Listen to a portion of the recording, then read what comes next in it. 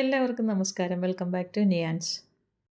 ഓട്സും നേന്ത്രപ്പഴവും കൊണ്ട് തയ്യാറാക്കിയ നല്ല സോഫ്റ്റ് ഇല അടയുടെ റെസിപ്പിയാണ് ഇന്നത്തെ വീഡിയോയിലുള്ളത്. ബ്രേക്ക്ഫാസ്റ്റിനോ ഡിന്നറിനോ ഒക്കെ കഴിക്കാൻ പറ്റിയ നല്ല ഹെൽത്തി ആയിട്ടുള്ളൊരു ഐറ്റമാണ്. ഇത് തയ്യാറാക്കുന്നതിന് വേണ്ടി 1 കപ്പ് ഓട്സാണ് എടുത്തിരിക്കുന്നത്. അത് മിക്സിയുടെ ചെറിയ ജാറിലേക്ക് ഇട്ട് കൊടുത്ത് നന്നായിട്ടൊന്ന് പൊടിച്ചെടുക്കാം.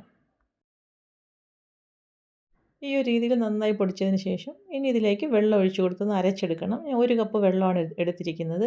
കുറേശ്ശെയായിട്ട് ഒഴിച്ചു കൊടുത്ത് നന്നായിട്ടൊന്ന് അരച്ചെടുക്കണം. അപ്പോൾ അതിലേക്ക് ആവശ്യത്തിനുള്ള ഉപ്പും കൂടി ചേർത്ത് കൊടുക്കാം. ഇപ്പോൾ ചെറിയ ജാറായതുകൊണ്ട് പലതവണയായിട്ടാണ് ഞാൻ വെള്ളം ഒഴിച്ചു കൊടുക്കുന്നത്. അപ്പം പൊടിച്ചെടുത്തതിന് ശേഷം വലിയ ജാറിലേക്ക് ഇട്ട് കൊടുത്താൽ 1 കപ്പ് വെള്ളം അതോടെ തന്നെ ഒഴിച്ചിട്ട് നന്നായിട്ട് അരച്ചെടുത്താൽ മതിയാകും. ഇപ്പോൾ ദാ ഈ ഒരു രീതിയിൽ നന്നായിട്ട് അരച്ചെടുത്തിട്ടുണ്ട്. ഇനി അത് ബൗളിലേക്ക് മാറ്റി കൊടുക്കാം. 1 കപ്പ് ഓട്സും 1 കപ്പ് വെള്ളവും കൂടെ ചേർത്ത് അരച്ചെടുക്കുമ്പോൾ ഈ ഒരു തിക്നെസ്സാണുള്ളത്.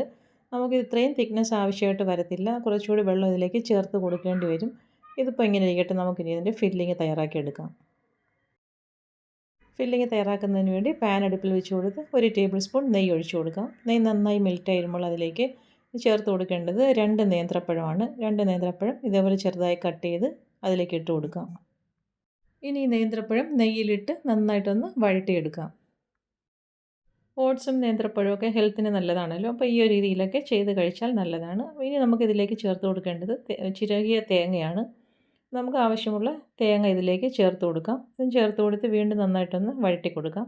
ഇനി നമുക്കിതിലേക്ക് മധുരത്തിന് ആവശ്യമുള്ള പഞ്ചസാര ചേർത്ത് കൊടുക്കാം. പഞ്ചസാരയും പോലെ ശർക്കര ചേർത്ത് കൊടുത്താലും മതിയാകും. ഞാനിതിലേക്ക് 1/4 കപ്പും പിന്നെ 1 ടേബിൾ സ്പൂണും കൂടിയാണ് പഞ്ചസാര ചേർത്ത് കൊടുക്കുന്നത്. പഞ്ചസാരയും ചേർത്ത് കൊടുത്ത് നന്നായിട്ടൊന്ന് വഴറ്റി കൊടുക്കാം. പഞ്ചസാരയ്ക്ക് പകരം ശർക്കര ചേർത്ത് കൊടുക്കുന്നതായിരിക്കും നല്ലത്. അപ്പോൾ ഈ ഒരു രീതിയിൽ പഞ്ചസാര ഇട്ട് കൊടുത്ത് നന്നായിട്ടൊന്ന് ഇളക്കി കൊടുക്കാം. അപ്പോൾ ഇതാ നെയ്യിൽ കിടന്ന് ഈ പഴവും പഞ്ചസാരയും തേങ്ങയെല്ലാം നന്നായിട്ട് വഴണ്ട് വന്നിട്ടുണ്ട്. ഇനി നമുക്ക് ഇതിലേക്ക് കുറച്ച് ഏലക്കാപ്പൊടിയും കൂടെ ചേർത്ത് കൊടുക്കാം. അതും ചേർത്ത് കൊടുത്ത് വീണ്ടും ഒന്ന് മിക്സ് ചെയ്ത് കൊടുത്തതിന് ശേഷം അടുപ്പിൽ നിന്ന് മാറ്റാം. അപ്പോൾ നമ്മുടെ ഫില്ലിങ് തയ്യാറായി കഴിഞ്ഞു. ഇപ്പോൾ ഇതാ കണ്ടില്ലേ, ഓട്സ് അരച്ച് വെച്ചത് കുറച്ചുകൂടെ തിക്കായിട്ടുണ്ട്. ഇനി ഇതിലേക്ക് നമുക്ക് കുറച്ച് വെള്ളവും കൂടി ചേർത്ത് കൊടുക്കാം. ഏകദേശം ഒരു 1/2 കപ്പോളം വെള്ളം വീണ്ടും ഇതിലേക്ക് ചേർത്ത് കൊടുത്ത് കുറേശ്ശെയായിട്ട് വേണം ചേർത്ത് കൊടുക്കാൻ. എന്നിട്ട് ഇതേപോലെ നന്നായിട്ട് ഇളക്കി കൊടുക്കാം. ഇത് നമുക്ക് വാഴയിലയിൽ ഒഴിച്ച് നിരത്താനുള്ളതാണ്. അപ്പോൾ ആ ഒരു കൺസിസ്റ്റൻസിയിൽ വേണം വെള്ളം ഒഴിച്ച് ഇതുപോലെ മാവ് തയ്യാറാക്കിയെടുക്കാൻ. അപ്പോൾ ദാ ഈ ഒരു കൺസിസ്റ്റൻസിയാണ് ഇതിന് കറക്റ്റായിട്ടുള്ളത്. അപ്പോൾ ഈ ഒരു പരുവത്തിൽ മാവ് കലക്കിയെടുക്കാം. ഇനി വാഴയില നന്നായിട്ട് കഴുകി വൃത്തിയാക്കി വാട്ടിയെടുത്തതാണ്. അപ്പോൾ വാഴയിലയിലേക്ക് മാവ് കോരി ഒഴിച്ച് കൊടുത്ത് നന്നായിട്ട് കനം കുറച്ച്, എത്രത്തോളം കനം കുറച്ച് പരത്താമോ അത്രത്തോളം കനം കുറച്ച് പരത്തി കൊടുക്കാം. ഇനി ഒരു സൈഡിലായിട്ട് ഫില്ലിങ് നിരത്തി കൊടുക്കാം. ഫില്ലിങ് നമുക്ക് ഇഷ്ടമുള്ള അത്രയും ഇതിലേക്ക് വെച്ച് കൊടുക്കാം. ഇത് ഈ ഒരു രീതിയിൽ ഫില്ലിങ്ങും വെച്ച് കൊടുത്തതിന് ശേഷം ഇനി നമുക്കിതിൽ നിന്ന് മടക്കി കൊടുക്കണം. ആദ്യം വാഴയില ഒരു ഭാഗത്ത് നിന്നും കമഴ്ത്തി മറുഭാഗത്തേക്ക് അങ്ങ് മടക്കി കൊടുക്കാം. ഇനി 2 ഭാഗത്തു നിന്നും ഒന്ന് മടക്കി കൊടുക്കാം. അപ്പോൾ ഒഴിച്ച മാവൊന്നും പുറത്ത് പോകാത്ത രീതിയിൽ ഇതേപോലെ ഒന്ന് ലോക്ക് ചെയ്യുന്ന പോലെ ഒന്ന് 2 സൈഡിൽ നിന്നും മടക്കി കൊടുക്കാം. പിന്നീട് മറുവശത്ത് നിന്നും അത് തിരിച്ച് ഇങ്ങോട്ടങ്ങ് മടക്കി കൊടുക്കാം. ഈ ഒരു രീതിയിൽ വേണം നമുക്കിത് ഫോൾഡ് ചെയ്തെടുക്കാൻ. ഇനി ഇത് സ്റ്റീമറിലേക്ക് കമഴ്ത്തി വേണം വെച്ച് കൊടുക്കാൻ. ഇനി അടുത്തത് നമുക്ക് ഈ ഒരു രീതിയിൽ പരത്തിയെടുക്കാം. വാഴയിലയിലേക്ക് മാവ് ഒഴിച്ചു കൊടുത്ത് നന്നായിട്ട് കനം കുറച്ചങ്ങ് പരത്തി കൊടുക്കാം. പരത്തി കൊടുത്തതിന് ശേഷം ഫില്ലിങ് വെച്ച് കൊടുക്കാം. ഫില്ലിങ് നമുക്ക് ആവശ്യത്തിനുള്ള അത്രയും വെച്ച് കൊടുത്തതിന് ശേഷം നേരത്തെ ചെയ്തതുപോലെ തന്നെ ഒരു ഭാഗത്ത് നിന്നും മടക്കി കൊടുക്കാം.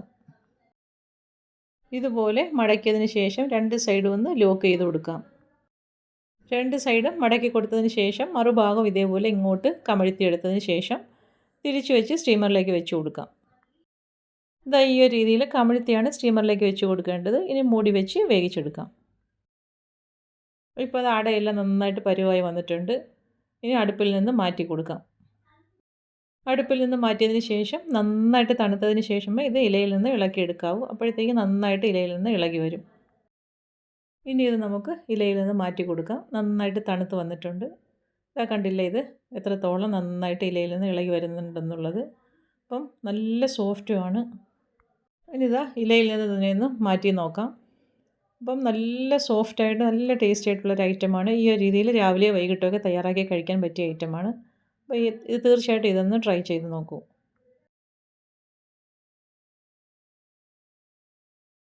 തണുത്ത് കിട്ടിയ ഓരോന്നും ഇതേപോലെ ഇലയിൽ നിന്ന് മാറ്റി കൊടുക്കാം. അപ്പോൾ ഇനി ഞാൻ ഇതൊന്ന് മുറിച്ച് കാണിക്കാം. മുറിച്ച് കാണുമ്പോൾ നിങ്ങൾക്ക് അറിയാമല്ലോ എത്രത്തോളം ഇത് സോഫ്റ്റ് ആണെന്നുള്ളത്.